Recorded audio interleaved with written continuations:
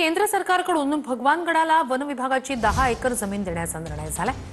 गडाचे महंत नामदेव शास्त्री यांच्या पाठपुराव्याला यश आलंय। नामदेव शास्त्री यांनी पंतप्रधान आणि मुख्यमंत्र्यांचे आभार मानलेत। या प्रक्रियेसाठी धनंजय मुंडेंचं मोठं सहकार्य असल्याचं नामदेव शास्त्री यांनी म्हटलंय। फडणवीसांनी अतिशय उत्तम काम केलं असंही त्यांनी म्हटलंय। आपल्यासोबत महंत नामदेव शास्त्री आहे, त्यांच्याशी आपण बातचीत करणार आहोत। महाराज, काय सांगाल, जमीन 10 एकर जी आहे ती आपल्या पाठपुराव्याला यश आलेलं आहे, ती आपल्याला देण्याचा निर्णय झालाय। देवेंद्रजीने अतिशय उत्तम काम केलेलं आहे आणि मोदी सरकारने त्यांना सहकार्य केलेलं आहे। यामध्ये भूपेंद्रजीचे मी आभार मानतो आणि मोदी सरकारसह देवेंद्रजीचे आभार मानतो।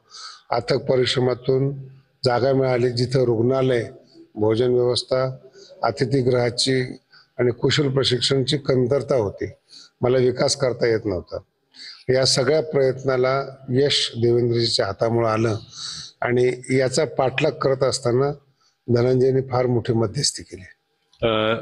येत्या काळामध्ये काही मुख्यमंत्री गडाला भेट देणार किंवा काय पुढचा काही कार्यक्रम आयोजित करण्यात आलाय का? नक्कीच एवढी मोठी भेट दिल्यामुळं भूमी हस्तांतर सोहळा हे माननीय मुख्यमंत्रीजींच्या अध्यक्षतेखाली आपल्या भगवानगडावर होणार आहे।